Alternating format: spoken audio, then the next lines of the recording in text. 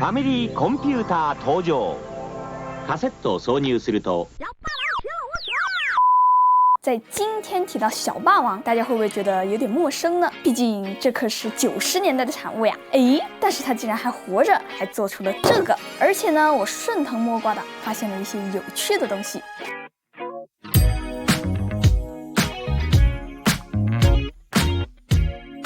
小霸王参与了大部分80后、90后的童年，就算是像我一样没有怎么玩过，也多多少少都有听过他的大名。也有很多人就是从他开始自己的游戏生涯，甚至程序员生涯。在当年玩的人或许都不知道，小霸王从一开始就是一台复刻机器，而且是从外形到系统99%复刻任天堂 FC 的机器。上面那些好玩的游戏都是 FC 上面优秀的代表，或者是换皮。连 Basic 教程都是从 FC 上魔改过来的。早年国内的版权意识非常薄弱，没有人觉得山寨有什么问题，毕竟正版的红白机那实在是太贵了，那时候平均工资才几百块，一台红白机就要上千块钱，一般人根本没有机会接触到，所以便宜的山寨机可以说是野蛮生长了。只有你想不到，没有山寨做不到的，而且不止国内，国外也在薅同一只羊。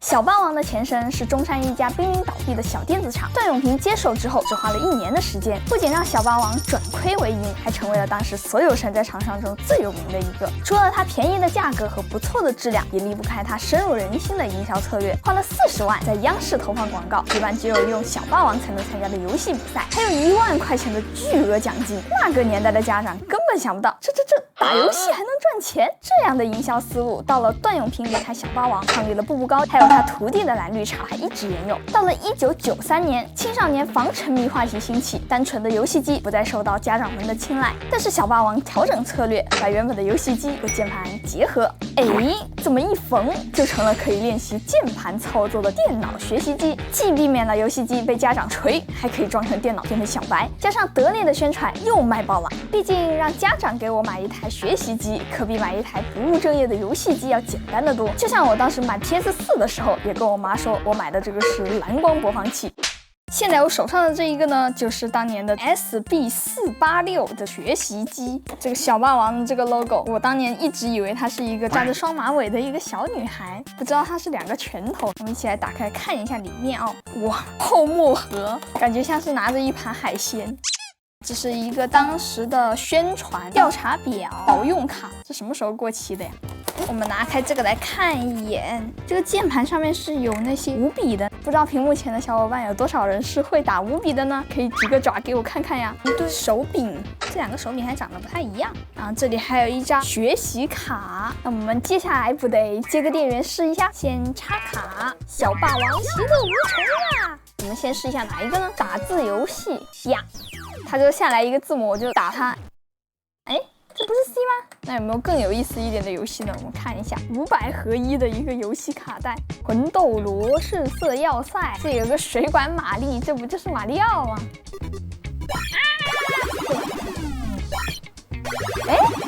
我不能踩死它。Game over。魂斗罗，我怎么攻击啊？底下有人在打我啊！但是到了2000年，随着游戏机禁令的推出，本来就没有多少实质性技术积累的小霸王，在游戏机上面就再也没能往前走一步。公司被拆分出了10几家子公司，生产了各种多元化产品，没一款成功的。最后就干脆摆烂卖品牌，只要你给钱就可以贴牌做小霸王，山寨也就越来越过分。比如说这个前年生产的4核高清智能4K 家庭游戏机，拿出来还以为是小米音箱，这手柄不能说是和 PS3 的手柄毫不相干，只能说是一毛一样了吧。里面就是普通的安卓盒子，连装都不装了，直接把模拟器糊你脸上，按圈确认，圈在哪里啊？就这。说是支持各类体感游戏，实际上只有一个加速度传感器，勉强可以识别到你挥的那一下的动作，方向什么的那就别想了。我住在健身房里面喝水也算健身是吧？而且不知道是机能限制还是根本就不适配啊！摆在模拟器列表里面的那些游戏，大部分都不支持，这也叫畅玩？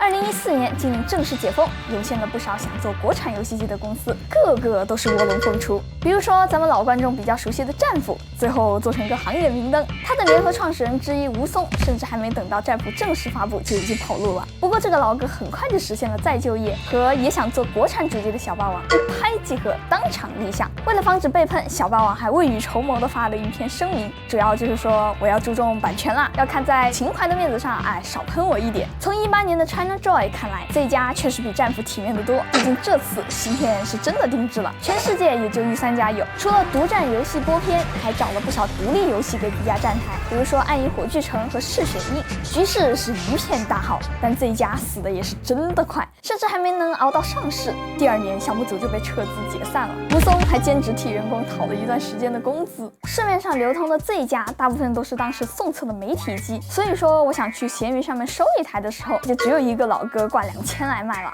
幸好我的朋友猫三拯救了我，把他的借给了我玩，我才有幸真正看到这台主机的样子。白色的机身很有辨识度，这个灯条也挺好看的。从正面看的话，它有一点点渐变的感觉。这个小工具呢，就是他原本想做的这个双系统切换器，按这个来切换它的主机系统。不过现在按了是没有什么用了。它的内层呢是8G 的 GDDR5，2G 分给显卡，6G 分给系统。在这里呢，还要感谢一下酷安大佬的帮忙，把它的显存调节到了5G，显存都调了，这不得来个最顶级的压力测试？2077不行，老头环不行，地平线5不行。